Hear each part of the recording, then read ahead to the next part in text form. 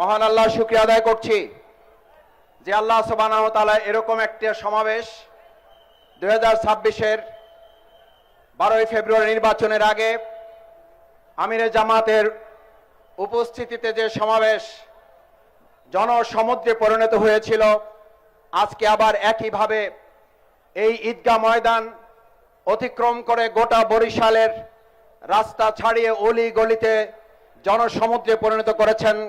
আল্লাহর দরবারে শুকরিয়া আদায় করি, আলহামদুলিল্লাহ।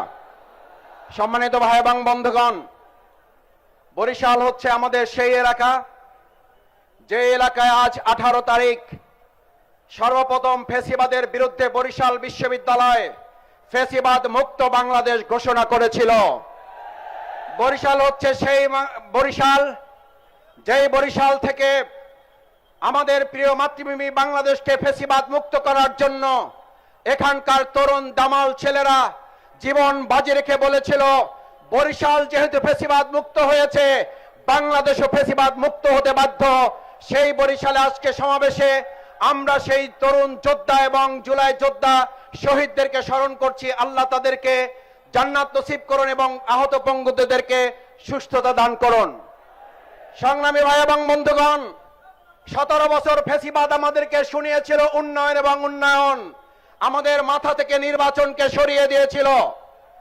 অন্তর্বর্তীকালীন সরকারের সময় আমরা একটা দলকে দেখলাম, বিএনপি আমাদের মাথায় এসে ঢুকিয়ে দিল নির্বাচন এবং নির্বাচন বিচার এবং সংস্কার আমাদের মাথা থেকে সরিয়ে দিল। আমরা একটা কথা বর্তমান সরকারকে জানতে চাই, যদি জুলাইয়ের উপরে ভিত্তি করে এই সরকার প্রতিষ্ঠিত হয়, তাহলে এখনো পর্যন্ত শেখ হাসিনাকে বিচার করার জন্য বাংলাদেশে আমরা তাকে ফেরত আনতে পারলাম না কেন? এই ব্যর্থতার দায় বর্তমান সরকারকে নিতে হবে। আমরা জানতে চাই, এই বরিশালের মানুষের নয়, গোটা আন্তর্জাতিক বিশ্বের নেতা ছিলেন দেলোয়ার হোসেন সাঈদী রহমাল্লাহকে যারা মেডিকেল ক্লিনিং এর মাধ্যমে হত্যা করেছে, তাদের গ্রেফতার করা গেল না কেন? আমরা জানতে চাই, তরুণ প্রজন্মের প্রিয় নেতা শরীফ ওসমান হাদির আসামিদেরকে এখনো ভারত থেকে বাংলাদেশে নিয়ে আসতে পারলাম না কেন? মালয়েশিয়া থেকে, দুবাই থেকে কেন বেনজিরকে এখনো দেশে আনা গেল না?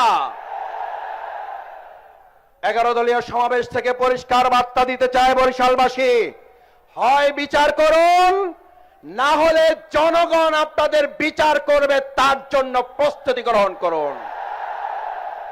কথা পরিষ্কার।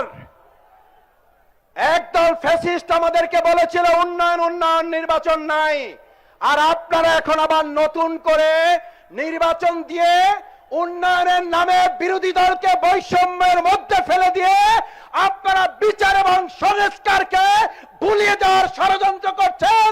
আবার এই প্রজন্ম জেগে ওঠে, বিচার সংস্কার বাস্তবায়ন করে নতুন সরকার প্রতিষ্ঠা করা হবে।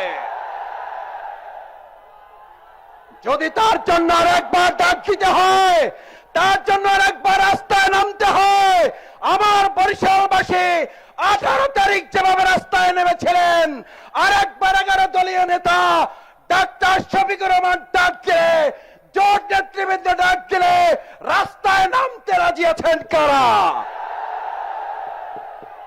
ধন্যবাদ সবাইকে। সেই রাজপথে নেমে আবার বিচার সংস্কার আদায়ের জন্য প্রস্তুত থাকার আহ্বান জানিয়ে কথা শেষ করছি। আল্লাহ হাফেজ। বাংলাদেশ জিন্দাবাদ। 11 দলীয় ঐক্য জিন্দাবাদ।